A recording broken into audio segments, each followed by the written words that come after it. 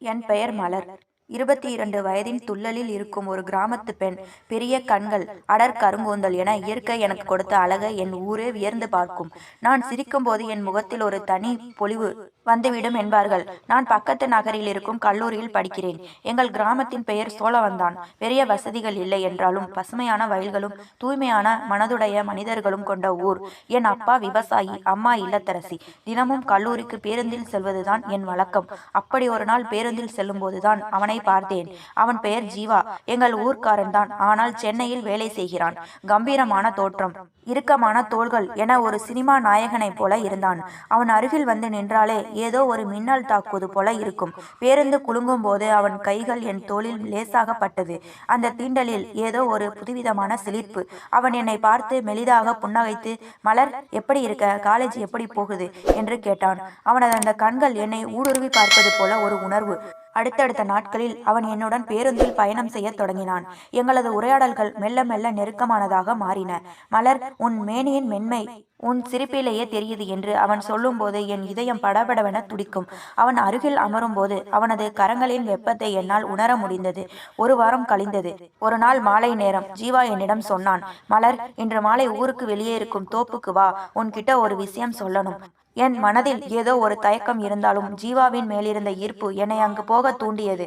தோப்பிற்கு சென்றபோது அவன் எனக்காக காத்திருந்தான். அங்கே விவசாயிகளுக்காக கட்டப்பட்ட ஒரு சிறிய குடில் இருந்தது.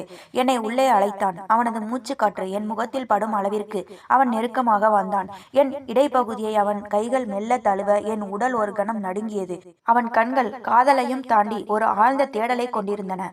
மலர், நீ எனக்கு ரொம்ப பிடிச்சவளா மாறிட்ட என்று அவன் கிசுகிசுக்க, அந்த அமைதியான மாலை பொழுதில் எங்களுக்கிடையேயான நெருக்கம் ஒரு புதிய அத்தியாயத்திற்கு தொடங்கியது. தோட்டத்தில் அந்த சிறிய குடிலில் ஜீவா மலரை நெருங்கிய போது அவளது இதயம் பயத்திலும் எதிர்பார்ப்பிலும் வேகமாக துடித்தது. அவன் அவளை சுவற்றோடு சாய்த்து அவள் முகத்திற்கு மிக அருகில் வந்து, மலர், உன் மேனி இவ்வளவு மென்மையா இருக்கும்னு நான் நினைக்கவே இல்லை. உன்னை தொடாம இருக்க என்னால முடியல என்று தனிந்த குரலில் சொன்னான். அவனது கைகள் அவளது தோள்களில் இருந்து மெல்ல கீழே இறங்கிய போது மலர் ஒரு கணம் தடுமாறினாள். ஆனால் ஏதோ ஒன்று அவளை தடுத்தது. வேண்டாம் ஜீவா, இது சரியில்லை. அம்மா வீட்டுல எனக்காக காத்திருப்பாங்க என்று கூறி அவனை தள்ளிவிட்டு அங்கிருந்து ஓடி வந்தாள். அடுத்த சில நாட்கள் இதே போன்ற சந்திப்புகள் தொடர்ந்தன. பேருந்து பயணம், ஏரிக்கரை என ஜீவா அவளை தன் வசப்படுத்த முயன்று கொண்டே இருந்தான். ஒவ்வொரு முறையும் அவன் அவளை தீண்டும் போது அது காதலால் செய்யும் தீண்டல் என்றே மலர் நம்பினாள். ஒரு நாள் ஜீவா சொன்னான், மலர், நம்ம ஊரை விட்டு போயிடலாம். நகரத்தில் ஒரு பெரிய ஹோட்டலில் தங்கலாம். அங்கே நம்மை கேட்க யாரும் இருக்க மாட்டாங்க. அங்கே உன்னை நான் முழுமையா என் வசமாக்கிப்பேன். மலரும் அதை ஒரு காதல் பயணம் என்று நம்பி சம்மதித்தாள். அவர்கள் பேருந்து நிலையத்திற்கு வந்தபோது ஜீவா மலருக்கு குடிக்க தண்ணீர் வாங்க சென்றான். அவன் வரும் வரை அவனது செல்போன் மலரின் கையில் இருந்தது.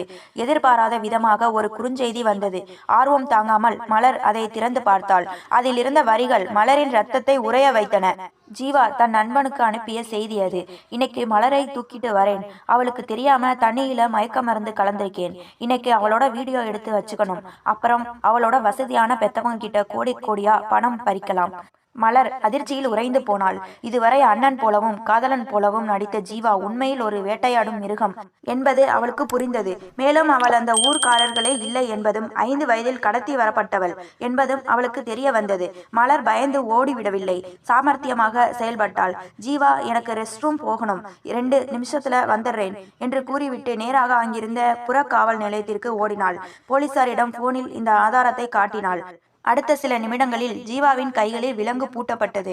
விசாரணையில் பல திடுக்கிடும் உண்மைகள் வெளிவந்தன. மலர் ஒரு பெரிய கோடீஸ்வர குடும்பத்தை சேர்ந்தவள் என்பதும், அவளை கடத்திய ஜீவாவின் குடும்பம் அவளை தங்கள் மகளாக வளர்த்து வந்ததும் தெரிய வந்தது. ஜீவா அவளை காதலிப்பதாக நடித்தது எல்லாம் அவளது உண்மையான பெற்றோரிடம் இருந்து பணத்தை பறிக்கவே. இன்று மலர் தன் உண்மையான பெற்றோருடன் ஒரு புதிய பங்களாவில் வசதியாக வாழ்கிறாள். ஆனால் அவள் இன்றும் அந்த பழைய மலராகவே இருக்கிறாள். அவளது தைரியம் அவளை பெரும் ஆபத்தில் இருந்து காப்பாற்றியது. காதல் என்ற பெயரில் உங்களை நெருங்கும் எல்லோருமே காதலர்கள் அல்ல. அவர்களின் தீண்டலுக்கு பின்னால் ஒரு வஞ்சகம் இருக்கலாம் என்பதை உலகம் உணர வேண்டும் என்று மலர் நினைக்கிறாள். இப்போது அவளை தொடவோ தவறாக பேசவோ எவருக்கும் துணிச்சல் இல்லை. தீமை அழிந்து மலரின் வாழ்வில் உண்மை வென்றது. பெரிய பங்களா, விலை உயர்ந்த கார்கள், தன்னை சுற்றி பார்த்து கொள்ள வேலையாட்கள் என மலரின் வாழ்க்கை வாழ்க்கை முற்றிலுமாக மாறியிருந்தது. அவளது உண்மையான பெற்றோர் அவளை கண்கலங்காமல் பார்த்து கொண்டனர். ஆனால் மலரின் மனதோ இன்னும் அந்த சோழவந்தான் கிராமத்தில் மண் வாசனைக்காகவும் பசுமையான வயல்வெளிகளுக்காகவும் ஏங்கிக் கொண்டிருந்தது. தன்னை வளர்த்தவர்கள் தன்னை ஏமாற்றியிருந்தாலும் அந்த ஊரில் அவள் கழித்த 20 ஆண்டுகள நினைவுகளை அவளால் அவ்வளவு எளிதாக தூக்கி எறிய முடியவில்லை. ஒரு நாள் தான் பெற்றோரிடம் அனுமதி பெற்று பலத்த பாதுகாப்புடன் மீண்டும் அந்த கிராமத்திற்கு சென்றாள். அவள் ஊருக்குள் நுழைந்த போது மக்கள் அவளை ஆச்சரியத்துடன் பார்த்தனர். நம்ம ஊரு மலரா இது, எவ்வளவு பெரிய இடத்து பொண்ணா மாறிட்டா என்று வியந்தனர். மலர் நேராக தான் வளர்த்த அந்த பழைய வீட்டிற்கு சென்றாள். அங்கு அவளை வளர்த்த தாய் அழுது கொண்டே அவள் காலில் விழுந்தாள். மலர், என்னை மன்னிச்சிடு. ஜீவா செஞ்ச தப்புக்கு நான் துணை போகல. ஆனா உண்மையை மறைச்சது என் தப்புதான் என்று கதறினாள். மலர் அவளை மெல்ல தூக்கி நிறுத்தினாள். உன் மேல எனக்கு கோபம் இல்லையம்மா, ஆனா நீங்க செஞ்ச அந்த ஒரு பொய் என் வாழ்க்கையே கேள்விக்குறியாக்கிடுச்சு என்றாள் நிதானமாக. அப்போது அந்த ஊர் பெரியவர் ஒருவர் மலரை அணுகினார். மலர், நீ போனதுக்கு அப்புறம் போலீஸ் விசாரணையில ஒரு விஷயம் தெரிய வந்துச்சு. ஜீவா மட்டும் இந்த சதியில இல்ல, அவனுக்கு பின்னாடி இந்த ஊர்லயே ஒரு பெரிய ஆளு இருக்கான். அவன்தான் உன்னை பத்தின தகவல்களை ஜீவாவுக்கு கொடுத்து உன்னை கடத்த சொன்னது என்றார். மலரின் கண்கள் சிவந்தன. யார் அவன் என்று கேட்டாள். அவன் வேற யாரும் இல்ல, நீ காலேஜுக்கு போகும்போது உன்கிட்ட அடிக்கடி பேசுவாரே அந்த ஊராட்சி தலைவர் தான். மலருக்கு தூக்கி வாரி போட்டது. ஒரு சாதாரண காதல் கதையாக தொடங்கிய இது இப்போது ஒரு பெரிய குற்ற பின்னணியாக மாறுவதை அவள் உணர்ந்தாள். ஜீவா வெறும் பகடைக்காய்தான், நிஜமான சூத்திரதாரி இன்னும் வெளியில சுதந்திரமாக சுற்றி கொண்டிருக்கிறான். மலர் தீர்மானித்தாள். இப்போது அவள் பலவீனமான பழைய மலர் அல்ல, அவள் பின்னால் அதிகாரமும் உண்மையும் இருக்கிறது. அந்த துரோகியை சட்டத்தின் முன் நிறுத்த அவள் ஒரு திட்டம் தீட்டினாள். ஊராட்சி தலைவர் மாணிக்கம் ஊருக்குள் ஒரு நல்லவர் போல வேடமிட்டு கொண்டிருந்தாலும் திரைமறையில் பல சட்டவிரோத வேலைகளை செய்து வருபவன். மலரின் உண்மையை தெரிந்ததும் அவளை மீண்டும் கடத்தி அவளது பெற்றோரிடம் பெரும் தொகையை மிரட்டி வாங்க அவன் போட்ட திட்டம்தான் ஜீவாவின் நாடகம். மலர் மாணிக்கத்தை சந்திக்க திட்டமிட்டாள். ஆனால் நேராக சென்றால் அவன் எச்சரிக்கையாகி விடுவான் என்பதால் ஒரு தந்திரத்தை கையாண்டாள். அவள் மீண்டும் பழைய மலராக ஒரு சாதாரண பெண்ணாக புடவை அணிந்து அவள் அலுவலகத்திற்கு சென்றாள். ஐயா, ஜீவா ஜெயிலுக்கு போனதுல இருந்து நான் ரொம்ப பயந்து போயிருக்கேன். என்னை வளர்த்தவங்க கூட எனக்கு துணை இல்லை. எனக்கான சொத்து விபரங்கள் ஏதோ இங்கே இருக்குதா? ஜீவா சொல்லி இருக்கான், அதை எடுத்தா நான் மெட்ராஸ்க்கே போயிடுவேன் என்று அப்பாவி போல கண்ணீர் வடித்தாள். மலரின் இந்த பேச்சை கேட்டதும் மாணிக்கத்தின் கண்களில் பேராசை மின்னியது. அப்படியா மலர், கவலைப்படாதே, அந்த ஆவணங்கள் என்கிட்ட தான் பத்திரமா இருக்கு. இன்னைக்கு ராத்திரி அதே பழைய தோப்புக்கு வா, அங்க வச்சு பேசிக்கலாம் என்றான் வஞ்சக சிரிப்புடன். அவன் விரித்த வலையில் அவனே விழப்போகிறான் என்பது அவனுக்கு தெரியவில்லை. அன்று இரவு அதே தோப்பு, அதே குடில். மாணிக்கம் தன் அடியாட்களுடன் அங்கே வந்து சேர்ந்தான். மலர் தனியாக நிற்பதைக் கண்டு அவன் ஏளனமாக சிரித்தான். ஏய் மலர், நீ உண்மையிலேயே இவ்வளவு முட்டாளா இருப்பேன்னு நினைக்கல. உன்னோட கோடி ரூபாய் சொத்து ஆவணங்கள் எல்லாம் என்கிட்ட தான் இருக்கு. ஆனா அது உனக்கு கிடைக்காது. நீ உயிரோட இருந்தாதானே என்று கூறி அவளை நெருங்கினான். மாணிக்கம் தன் வாயாலேயே எல்லா உண்மைகளையும், எப்படி அவளை கடத்தினார்கள், ஜீவா எப்படி தூண்டிவிட்டார்கள் என்பதை சொல்ல தொடங்கினான். அவன் பேசி முடித்ததும் மலர் மெல்ல தன் கை கடிகாரத்தை பார்த்தாள். மாணிக்கம், நீ சொன்ன எல்லா உண்மைகளையும் இப்போ நேரலையா போலீஸ் கமிஷனர் ஆபீஸ்க்கும் மீடியாக்களுக்கும் போயிட்டு இருக்கு என்று கூறி தன் கையில் இருந்த ரகசிய கேமராவை காட்டினாள். அடுத்த நொடி தோப்பை சுற்றி மறைந்திருந்த காவல்துறை வாகனங்களின் சைரன் சத்தம் ஒலித்தது. கமிஷனர் தலைமையிலான படை மாணிக்கத்தையும் அவன் அடியாட்களையும் சுற்றி வளைத்தது. மாணிக்கம் தப்பிக்க முயன்றான். ஆனால் மலர் தன் கையில் இருந்த மிளகுத்தூள் ஸ்ப்ரேயை அவன் கண்களில் அடித்து அவனை நிலைகுலைய செய்தாள். பெண் நினைத்தால் காக்கவும் முடியும், அழிக்கவும் முடியும் என்று உறுதியாக சொன்னாள் மலர். கை விலங்குடன் மாணிக்கம் இழுத்து செல்லப்பட்ட போது மலர் நிம்மதி பெருமூச்சு விட்டாள். அவளது கடந்த காலத்தின் கரைகள் முழுவதுமாக துடைக்கப்பட்டன. மாணிக்கம் மற்றும் ஜீவாவின் அதிகார ஆட்டம் முடிவுக்கு வந்த பிறகு சோழவந்தான் கிராமம் ஒரு புதிய அமைதிக்குள் நுழைந்தது. மலர் தன் பெற்றோருடன் சென்னைக்கு திரும்பினாலும் அந்த கிராமத்தின் முன்னேற்றத்திற்காக ஒரு பெரிய தொகையை ஒதுக்கினாள். அப்பா, என்னை வளர்த்தது இந்த மண் தான். அங்குள்ள பெண்களுக்கு கல்வியும் பாதுகாப்பும் கிடைப்பதை நான் உறுதி செய்யணும் என்று மலர் உறுதியாக சொன்னாள். அவளது ஆசைப்படியே சோழவந்தானின் மலரின் பேரில் ஒரு பெரிய மகளிர் தொழில்நுட்ப கல்லூரியும் நவீன மருத்துவமனையும் உருவானது. கல்லூரி திறப்பு விழாவிற்காக மலர் மீண்டும் கிராமத்திற்கு வந்தாள். அப்போது மேடையில் அவளுக்கு வாழ்த்துரை வழங்க ஒரு இளைஞன் வந்தான். அவன் பெயர் அர்ஜுன். மாவட்ட ஆட்சியராக புதிதாக பொறுப்பேற்றிருந்த அவன் மாணிக்கத்தின் மீதான சட்ட நடவடிக்கைகளுக்கு மலருக்கு பின்னால் இருந்து உதவியவன். மலர், உங்களை போன்ற ஒரு தைரியமான பெண்ணை பார்ப்பது அரிது. துரோகத்தை கண்டு உடையாமல் அதை தன் வெற்றிக்கான படிக்கட்டாக மாற்றிய உங்கள் குணம் எனக்கு ரொம்ப பிடிச்சிருக்கு என்று அர்ஜுன் மேடையிலேயே பாராட்டினான். விழா முடிந்ததும் மாலை வேளையில் அதே ஏரிக்கரையில் இருவரும் தனியாக பேசிக் கொண்டிருந்தனர். அர்ஜுன், இத்தனை நாளா என் வாழ்க்கையில எல்லாமே ஒரு திட்டமிட்ட நாடகமா தான் இருந்தது. உண்மையான அன்பை தேடி தேடியே நான் களைச்சு போயிருக்கேன் என்றாள் மலர் சற்று தழுதழுத்த குரலில். அர்ஜுன் அவளது கைகளை மென்மையாக பற்றினான். மலர், கடந்து போன கசப்பான நினைவுகளை அந்த ஏரி தண்ணியோட விட்டுடுங்க. இனி வர்ற காலம் உங்களுக்கானது. அந்த பயணத்துல உங்க கூடவே உங்க நிழலால் நான் வரணும்னு ஆசைப்படுறேன். இது எந்த திட்டமும் இல்லாத இதயத்திலிருந்து வர அன்பு என்றான் நேர்மையான பார்வையுடன். மலர் முதன்முறையாக ஒரு ஆணின் தீண்டலில் உண்மையான பாதுகாப்பையும் எல்லையற்ற காதலையும் உணர்ந்தாள். அவளது இதழ்களில் ஒரு மெல்லிய புன்னகை மலர்ந்தது.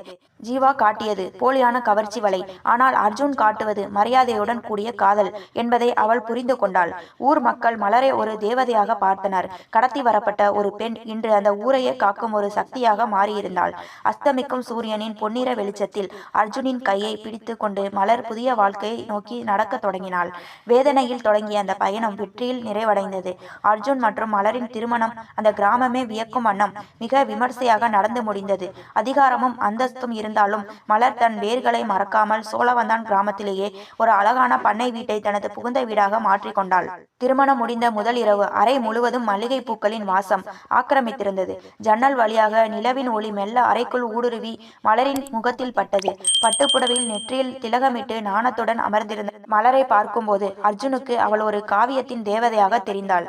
அர்ஜுன் மெல்ல அவள் அருகே வந்து அமர்ந்தான். அவளது கரங்களை பற்றினான். அந்த தீண்டலில் மலர் ஒரு கணம் சிலிர்த்தாள். மலர், இத்தனை போராட்டங்களுக்கு அப்புறம் நீ எனக்கு மனைவியா கிடைச்சது என் வாழ்நாள் பாக்கியம். உன் வாழ்க்கையில இனி கண்ணீருக்கு இடமே இருக்காது என்று அவன் இதமாக சொன்னான். மலர் அவன் மார்பில் சாய்ந்து கொண்டாள். நிஜமாவா அர்ஜுன்? முன்னாடி ஒரு முறை இதே மாதிரி ஒரு நெருக்கத்தை நான் உணர்ந்தப்போ அது துரோகமா முடிஞ்சது. ஆனா இப்போ உன் அணைப்புல ஒரு தெய்வீகமான பாதுகாப்பு இருக்கு. இது வெறும் உடல் சார்ந்த கவர்ச்சி இல்லை, இது என் ஆன்மாவுக்கான அமைதி என்றால் உணர்ச்சி பெருக்கோடு. அர்ஜுன் அவளது முகத்தை தன் கைகளால் ஏந்தினான். அவளது இதழ்களில் படிந்திருந்த அந்த சிறு நடுக்கத்தை அவன் முத்தத்தால் போக்கினான். ஒரு பெண்ணை துணையாக அடைவதை விட அவளை மதிக்க தெரிந்த ஆணாக அர்ஜுன் இருந்தான். அவனது ஒவ்வொரு தீண்டலும் மலருக்குள் ஒரு புதிய நம்பிக்கையை விதைத்தது. அவர்கள் இருவருக்கும் இடையே இருந்த அந்த மௌனம் காதலின் மொழியாக மாறியது. மெல்ல மெல்ல அவர்களின் உடல்கள் ஒரு உன்னதமான புள்ளியில் இணைந்தன. அது காமத்தின் வெளிப்பாடாக இருந்தாலும் அதற்குள் ஒரு தூய்மையான காதலும் ஒருவரை ஒருவர் பாதுகாப்போம் என்ற சத்தியமும் கலந்திருந்தது. அன்று இரவு மலர் ஒரு புதிய உலகிற்குள் நுழைந்தாள். அங்கே துரோகங்கள் இல்லை, சதி திட்டங்கள் இல்லை. அங்கே இருந்தது அர்ஜுனின் மாறாத அன்பும் தீராத காதலும் மட்டுமே. விடியற் காலையில் அவள் கண் விழித்த போது அர்ஜுனின் தோளில் தலை சாய்த்து படுத்திருந்தது அவளுக்கு ஒரு சொர்க்கமாக தெரிந்தது. இனிமேல் நாம் இருவரும் ஒரு உயிர் மலர் என்று அவன் கிசுகிசுக்க அந்த பண்ணை வீட்டின் ஜன்னல் வழியாக வந்த தென்றல் காற்று அவர்களின் புதிய வாழ்வை வாழ்த்தியது. திருமணம் முடிந்த சில மாதங்கள் ஓடிவிட்டன. அர்ஜுன் மாவட்ட ஆட்சியாளராக தன் கடமைகளில் மும்முரமாக இருந்தாலும் மலருக்கான நேரத்தை அவன் ஒருபோதும் குறைத்தது இல்லை. அன்று மாலை மலையின் சாரல் மெல்ல தொடங்க அர்ஜுன் வழக்கத்தை விட சீக்கிரமாகவே வீட்டிற்கு வந்திருந்தான். மலர் பால்கனியில் நின்று மலையை ரசித்துக் கொண்டிருந்தாள். அவள் அணிந்திருந்த மெல்லிய இளஞ்சிவப்பு நிற புடவை அந்த மழைக்காலத்து சாயங்காலத்திற்கு ஒரு தனி அழகை கொடுத்தது. பின்னால் இருந்து வந்த அர்ஜுன் அவளது இடையை சுற்றி தன் கைகளால் வளைத்து அணைத்து கொண்டான். மலை உனக்கு பிடிக்கும்னு தெரியும் மலர், ஆனா இந்த மலையை விட மலையில நனையிற உன்னை பார்க்கிறது தான் எனக்கு ரொம்ப பிடிச்சிருக்கு என்று அவன் காதோரம் ரகசியமாக சொன்னான். மலர் அவன் கைகளில் மேல் தன் கைகளை வைத்து அழுத்தினாள். அர்ஜுன், இவ்வளவு வேலைகளுக்கு நடுவுலையும் நீங்க எப்படி இவ்வளவு ரசனையா இருக்கீங்க? முன்னாடி நான் பார்த்த ஆண்கள் எல்லோரும் என்னை தன் தேவையா மட்டும்தான் பார்த்தாங்க. ஆனா நீங்க மட்டும்தான் என்னை ஒரு மனுஷியா, ஒரு அழகான தேவதையா கொண்டாடுறீங்க என்றாள் நெகிழ்ச்சியுடன். அர்ஜுன் அவளை தன் பக்கம் திருப்பி அவளது கண்களை ஆழமாக பார்த்தான். மலர், காதலுங்கிறது வெறும் வார்த்தை இல்லை. ஒரு பெண்ணோட மனசுல இருக்கிற வலியை தொடச்சி அவளை அவளுக்கே பிடிச்ச மாதிரி மாற்றுறதுதான் உண்மையான ஆண்மை. உன் மேல எனக்கு இருக்கிற இந்த தாகம் என்னைக்கும் குறையாது என்று கூறி அவளது நெற்றியில் மென்மையாக முத்தமிட்டான். அந்த இரவு மழை இன்னும் வேகம் எடுத்தது. அறைக்குள் இருந்த ஏசியின் குளிர்ச்சியை விட அவர்களுக்குள் இருந்த காதலின் வெப்பம் அதிகமாக இருந்தது. அர்ஜுன் அவளை மெல்ல தூக்கிச் சென்று மெத்தையில் கிடத்தினான். அவளது கூந்தலில் இருந்து வழிந்த அந்த மலையின் ஈரம் அவனது விரல்களில் பட்டு தெரித்தது. அவளது ஒவ்வொரு அசைவும் அர்ஜுனை பித்தனாக்கியது. அங்கே காமமும் காதலும் சரி விகிதத்தில் கலந்திருந்தது. ஒருவருக்கொருவர் உடலில் கண்டுகொண்ட புது புது ரகசியங்கள் அவர்களின் பந்தத்தை இன்னும் பலமாக்கின. அர்ஜுன், என்னை விட்டு ஒருபோதும் விலகிடாதீங்க என்று அவள் முணுமுணுக்க, உன் மூச்சு காற்று நிற்கிற வரைக்கும் நான் உன் கூடவே இருப்பேன் மலர் என்று அவன் வாக்குறுதி அளித்தான். மறுநாள் காலை மலர் கண் விழித்த போது அர்ஜுன் அவளையே ரசித்து கொண்டிருந்தான். அந்த பார்வையில் இருந்த தீவிரம் மலரை மீண்டும் ஒரு முறை வெட்கப்பட வைத்தது. ஆனால் அதே நேரத்தில் சோழவந்தான் கிராமத்தில் இருந்து ஒரு தொலைபேசி அழைப்பு வந்தது. மலர் கட்டிய மருத்துவமனையில் ஒரு புதிய சிக்கல் முளைத்திருப்பதாக தகவல் வந்தது. சோழவந்தானில் மலர் கட்டிய அந்த நவீன மருத்துவமனையில் தரமற்ற மருந்துகள் விநியோகிக்கப்படுவதாக ஒரு வதந்தி பரப்பப்பட்டு ஊர் மக்கள் அங்கே திரண்டிருப்பதாக தகவல் வந்தது. மலர் பதற்றமானாள். ஆனால் அர்ஜுன் அவளது கைகளை பற்றி அமைதிப்படுத்தினான். பயப்படாதே மலர், நீ செஞ்ச தர்மம் உன்னை காப்பாத்தும். நாம இப்பவே அங்க கிளம்புறோம் என்றான் அர்ஜுன் உறுதியுடன். இருவரும் உடனடியாக கிராமத்திற்கு விரைந்தனர். மருத்துவமனைக்கு முன்னால் ஒரு கும்பல் கோஷமிட்டுக் கொண்டிருந்தது. அவர்களை தூண்டி விடுவது யார் என்று அர்ஜுன் கவனித்தான். அவன் ஒரு மாவட்ட ஆட்சியராக தன் அதிகாரத்தை பயன்படுத்தாமல் ஒரு சாதாரண மனிதனாக மலருக்கு பின்னால் நின்று அவளை வழி நடத்தினான். மலர் கூட்டத்திற்கு முன்னால் சென்று நின்றாள். மக்களே, இந்த மருத்துவமனை என் லாபத்துக்காக கட்டினது இல்ல. உங்களோட உயிர் மேல எனக்கு அக்கறை இருக்கு. யாரோ ஒருத்தர் சொல்ற பொய்யை நம்பி உங்களுக்கு சேவை செய்யற இந்த இடத்தையே சிதைக்கலாமா என்று ஆவேசமாக கேட்டாள். அவளது குரலில் இருந்த அந்த உண்மை கூட்டத்தில் இருந்த சிலரை யோசிக்க வைத்தது. அதே நேரம் அர்ஜுன் ரகசியமாக தன் அதிகாரிகளை அனுப்பி மருத்துவமனையின் மருந்து கிடங்கை சோதனை செய்ய சொன்னான். சோதனையில் யாரோ திட்டமிட்டு போலியான மருந்து பெட்டிகளை அங்கே கொண்டு வந்து வைத்திருப்பது கண்டுபிடிக்கப்பட்டது. அர்ஜுன் அந்த கூட்டத்தில் இருந்த ஒருவனை சட்டையை பிடித்து இழுத்து வந்தான். இவன்தான் மாணிக்கத்தோட தம்பி. ஜெயில இருக்கிற தன் அண்ணனுக்காக பழிவாங்க துடிக்கிறான். இவன்தான் மருந்துகளை மாத்தி வச்சிருக்கான் என்று ஆதாரத்துடன் நிரூபித்தான். ஊர் மக்கள் உண்மையை உணர்ந்து மலரிடம் மன்னிப்பு கேட்டனர். அந்த நிழல் யுத்தம் முடிவுக்கு வந்தது. அன்று இரவு பரபரப்புகள் அடங்கிய பிறகு கிராமத்தில் உள்ள தங்களின் பழைய பண்ணை வீட்டில் இருவரும் அமர்ந்திருந்தனர். மலர் மிகவும் சோர்வாக இருந்தாள். அர்ஜுன் அவளுக்கு ஒரு கோப்பை வெதுவெதுப்பான பாலை கொடுத்து அவளது மடியில் தலை சாய்த்தான். மலர், இன்னைக்கு நீ காமிச்ச அந்த தைரியம் இருக்கே, அதுதான் உன்னோட உண்மையான அழகு. உன்னை யாராலும் வீழ்த்த முடியாது என்றான் நெகிழ்ச்சியுடன். மலர் அவன் தலைமுடியை கோதிவிட்டாள். நீங்க என் கூடவே இருக்கிற வரைக்கும் எனக்கு எந்த பயமும் இல்லை அர்ஜுன். ஆனா இன்னைக்கு ஒரு விஷயத்தை நான் கவனிச்சேன். நம்ம எவ்வளவு நன்மைகள் செஞ்சாலும் தீமை நம்மை கலைக்க துடிச்சுக்கிட்டே இருக்கு. நாம இன்னும் எச்சரிக்கையா இருக்கணும் என்றாள். அர்ஜுன் அவளை தழுவிக்கொண்டான். எச்சரிக்கையா இருக்கலாம், ஆனா பயப்படக்கூடாது. வா, இந்த அமைதியான நிலா வெளிச்சத்துல எல்லா கவலைகளையும் மறந்துடலாம் என்று கூறி அவளை தூக்கி கொண்டு அறைக்குள் சென்றான். அந்த இரவு அவர்களுக்கு போராட்டத்திற்கு பின் கிடைத்த ஒரு வெற்றி கொண்டாட்டமாக மாறியது. போராட்டங்களும் சோதனைகளும் வரலாம், ஆனால் அவர்களின் காதலும் பிணைப்பும் அதைவிட வலிமையானது என்பதை அந்த இரவு மீண்டும் ஒரு முறை நிரூபித்தது. இது போன்ற கதைகளை தொடர்ச்சியாக கேட்க லைக் பண்ணுங்க, ஷேர் பண்ணுங்க, கமெண்ட் பண்ணுங்க. மறந்து விடாமல் சப்ஸ்கிரைப் பண்ணுங்க.